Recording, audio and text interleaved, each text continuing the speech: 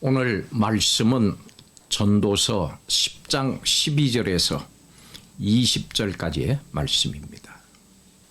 오늘 본문은 몇 가지 주제들이 서로 연결되어 있기 때문에 통일된 어떤 주제를 발견하기가 쉽지 않습니다. 12절에서 15절은 지금까지 다뤘던 지혜와 우매라는 주제를 입의 말과 관련해서 설명을 합니다. 이 부분은 말에 관한 잠언서의 가르침과 유사합니다. 이 단락에서는 특별히 우매자가 사용한 말의 부정적인 면이 강조됩니다. 16절, 17절은 지도자의 성품과 또 그 능력에 따라서 나라의 운명이 좌우되는 사실을 설명하기 위해서 서로 상반되는 두 왕과 대신들의 모습을 묘사합니다.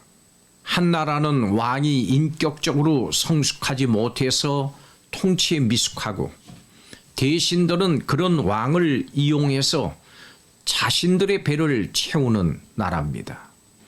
또한 이 나라는 왕의 성품이 고귀하고 대신들도 절제하고 왕과 나라를 성실하게 섬기는 나라입니다.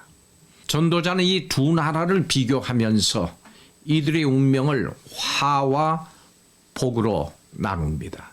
하나님이 세우신 지도자의 권위가 잘못 행사될 때 공동체 전체가 겪어야 할 폐단을 경험하고, 또 이것을 지켜본 전도자에게 지도자의 성품과 능력은 그 나라의 운명을 좌우하는 중요한 요소로 여겨집니다. 18절, 19절은 전형적인 잠언의 형태입니다. 게으른 자에 대한 교훈, 또 돈의 유용성에 대한 설명입니다. 이 부분은 분명하지는 않습니다만은 앞부분에서 언급한 타락하고 무능한 지도자들의 그 삶과 인격적이고 성실한 지도자들의 삶을 암시한다고 볼 수도 있습니다. 그리고 20절에 와서 다시 지도자 이들에 대해 비판하지 말라고 경고합니다. 이것은 12절에서 15절에 나타나는 우매한 자의 말이라고 하는 주제를 지도자에 대한 말로 연결시킨 겁니다. 여러분, 하나님과 하나님의 뜻에서 벗어난 자들은 어리석은 삶을 살다가 파멸이라고 하는 결과를 얻게 됩니다. 예수 그리스도 안에서 하나님의 지혜로 살아가는 성도의 삶은 어떤 모습일까요? 오늘 말씀을 통해서 함께 살펴보겠습니다. 첫째로, 성도는 은혜를 끼치는 말을 해야 합니다. 성도는 은혜로운 말을 합니다. 말은 그 사람의 내면을 보여주는데, 성도의 내면에는 은혜가 있기 때문입니다. 그래서 은혜의 말이 나옵니다. 성도는 자신을 드러내는 말을 삼가고 상대를 배려해야 합니다. 세상의 더러운 말도 삼가고 선한 말을 해야 합니다. 세상의 성공 비결이 아닌 영생의 비밀을 전하는 것이 성도입니다. 그렇다면 과연 이러한 말들이 우리의 입술에 가득한지를 우리가 살펴봐야 합니다. 예수 그리스도의 지혜가 우리의 입술을 통해서 전해지고 있는지도 살펴야 합니다. 익숙했던 세상적인 말들이 아직도 우리 입술에 남아있다 그러면 버려야 되겠습니다. 무의식적으로 내뱉는 말이 많다 그러면 이제부터는 생각해서 말해야 할 것입니다. 여러분은 사람들과 어떤 이야기를 나누고 또 어떻게 행동하며 살아갑니까? 내 자신이 예수 그리스도 안에 있는 성도라고 하는 생각을 가지고 말합니까? 아니면 세상 사람들이 추구하는 안정과 성공을 중요하게 여기면서 이야기합니까? 성도는 입술로 예수 그리스도를 주라 시인합니다. 예수 그리스도 안에서 생명을 얻은 자로 하나님 나라를 위해서 말하고 살아가는 것, 그것은 무엇보다도 가치 있는 일입니다. 두 번째로, 성도는 주어진 사명에 충성해야 합니다. 우리는 우리에게서 드러나는 행동들을 눈여겨봐야 합니다. 내가 습관적으로 하는 행동이 하나님 나라를 위해 살아가는데 방해가 될 수도 있기 때문입니다. 세상은 우리가 성도로서 주님을 위해서 또 주님의 나라를 위해서 살아가는 영광을 계속해서 누리지를 못하게 합니다. 유흥을 더 즐기라고 충동합니다. 재물의 힘을 의지하고 과시하면서 살라고 속삭입니다. 그래서 주님께 온전히 헌신하는 그 자체를 막습니다. 그러나 이것이 얼마나 어리석은 것인지 생각해 보십시오. 세상을 즐기다 보면 결국은 게으르게 될 겁니다. 재물을 의지하다 보면 결국은 하나님을 떠나게 됩니다.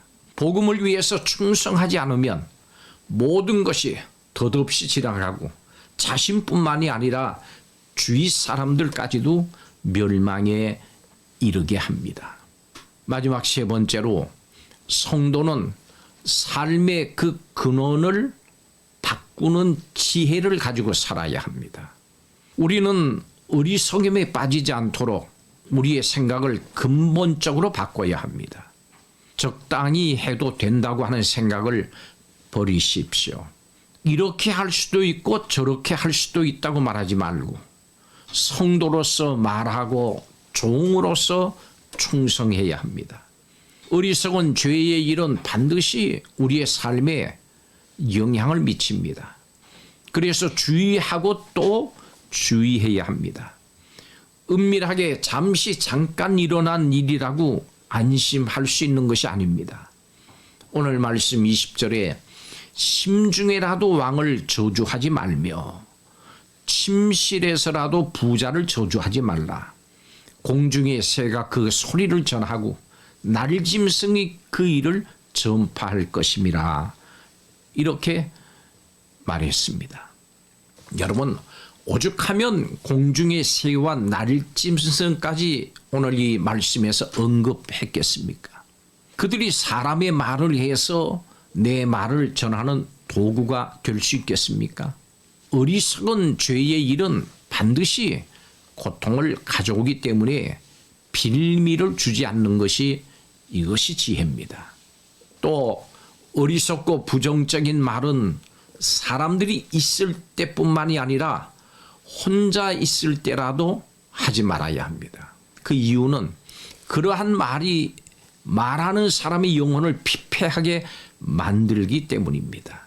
말은 다른 사람에게 전달되기 전에 말을 하는 사람 자신의 영혼에 전달이 됩니다.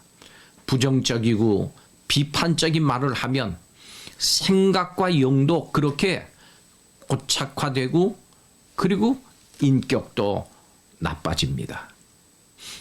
또 다른 이유는 말은 반드시 전달이 되기 때문입니다.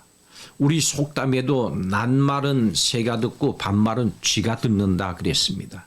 시간의 차이가 있을 뿐이지 내가 한 말은 반드시 그 대상의 귀에 들어가게 됩니다. 진실로 강한 사람은 혼자 있을 때에도 자신의 생각과 말을 통제 절제할 줄 압니다. 바른 생각과 축복의 말을 하면 반드시 그것이 복으로 돌아옵니다. 하나님이 그 모든 것을 감찰하고 계시기 때문입니다. 여러분, 예수 그리스도 안에 숨겨져 있는 구원의 비밀을 알고 있습니까? 하나님의 은혜를 고백할 수밖에 없는 성도로서 하나님께 충성하고 지혜를 가진 사람답게 그에 걸맞는 삶을 살아갈 수 있기를 주의 이름으로 축복합니다.